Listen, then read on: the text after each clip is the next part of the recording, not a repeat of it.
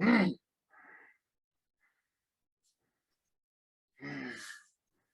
Mm.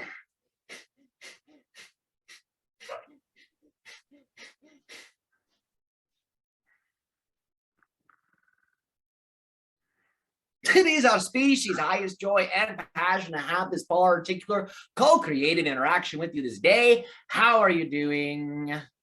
Fantastic. It's been a while. Yes. Yes, it has. How would you like to explore together? First, I'd like to hear about, I know that the masculine and the feminine energy on the planet is not exactly, we'll say, balanced on our planet currently. What would represent a more balanced state, masculine and feminine energy on the planet? Connecting with one's inner self. For those that are femininely embodied, the inner self is masculine.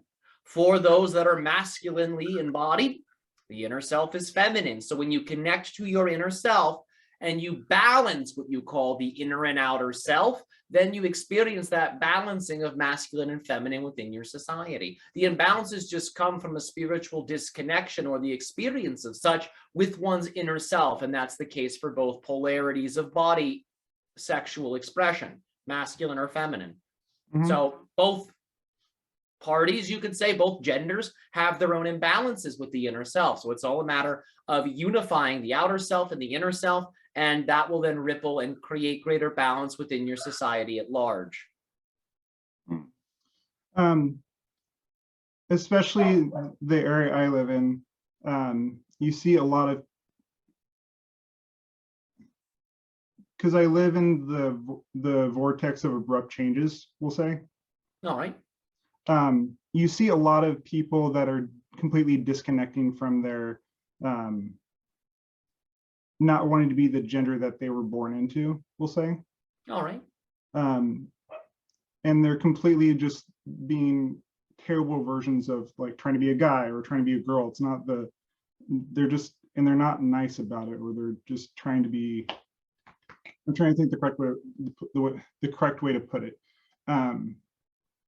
You see them completely disconnecting from the whatever part of themselves that they were born into. Well, that's their choice. It's all right for individuals to explore in these different types of ways. And right now it might be a little bit turbulent because it's a new thing. And many of these peoples have been dealing with the idea of cultural judgment on all levels. So it's understandable why they would be frustrated or why they would even be angry. For in many ways, only until recently has this type of gender expression been permitted culturally by your society. Before these more recent times, that was completely suppressed. And if individuals expressed any desire to express themselves in that way, they would be harshly critiqued and harshly judged and perhaps even shunned. So it's understandable why there's aggression. It's understandable why there's frustration. That won't always be there, but that is a part of different pockets of this phenomenon, simply because those are a part of the collective energies that have been present within that phenomenon of gender expression for some time. So basically what we're experiencing right now is more of a large swing one way compared to what it was the opposite direction. Well, you're allowing now for your society to be more open. And as a result of the openings, different things that have been suppressed are now being expressed. Okay. But whenever there's pent up energy, there oftentimes will be a buildup of heat caused by that friction. And that heat sometimes can translate as anger or aggression. So that's being released here as well. So inside the Sasani civilization, how do you guys actually express, I know it's perfectly in every moment you shift to whatever is relevant in those situations. How do you guys view the idea of sex or the different energies in your bodies? You're referring to the actual physical act of sexual intercourse, or you're speaking about gender, or you're speaking about the sex of the body? Which are you talking about? More here? Like the balance of energy between masculine and feminine energies. Well, we recognize that we contain both, so we develop a relationship with both in a way that represents our unique expression. It's as simple as that. So even a person who has a more masculine body will still have a feminine dimension to themselves. And the same is true for the opposite. And there's also, in many ways, a dimension of the self that is neither masculine or feminine, but is completely one, is a blending in that sense of both, and is also in a sense neither. So there's many different ways to relate to oneself, because what you understand is masculine or feminine expression simply relates to the idea of more superficial levels of creational hierarchy, for the more foundational levels are non-differentiated and transcend the idea of polarity altogether. Those represent foundational states of oneness. So that's also a living dimension of you. So there is a dimension of you that is neither gender. There is a dimension of you that is the blended gender of masculine and feminine. And there are dimensions to you that are, in a sense, more powerfully expressing as masculine or are more powerfully expressing as feminine. So there's all types of variations and gradations that exist in relationship to gender expression and what you would call masculine feminine polarity and how they express and relate. Okay. I'm going to move through a bunch of subjects because I've had. That's all right. Go right ahead. So how many counterparts have I had inside the Sasani civilization? Because about 4 that we can observe. What do they typically do as far as things do they explore with inside the Sasani civilization? Some of them are exploring in rather external ways, the idea of traveling into different areas of the cosmos. Some of them are learning how to explore more extra dimensionally, similar to what you would describe as a form of astral traveling, where they will actually venture into stars and into multidimensional realities as a means of familiarizing themselves with non-physical realities, which in turn assists my species, for we are all evolving into a purely spiritualized, non-physical type of experience. So there are some that are pioneering that by exploring in extra dimensional ways with their very bodies, with their very minds.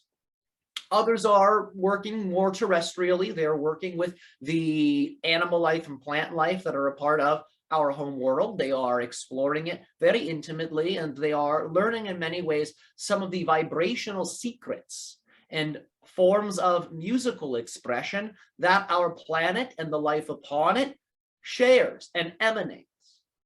And others are working with the idea of children in particular, what you would call different hybrids, whom are going to evolve and grow and will eventually travel to a variety of different worlds. So these are some of the many functions and roles that these different counterparts play. Because I can feel them peering through my eyes occasionally, like to see what I'm doing or see how I'm experiencing things. Because I can feel different counterparts that are connecting to me, like at different times. And I actually already have those abilities to do, like, explore extra dimensional stuff. So that all makes complete sense. Yes, exactly. And as you say, people can rub off on you a little bit. So the more you cultivate those relationships with them, the more of their likeness you will take on, and those skills will continue to become pronounced within you.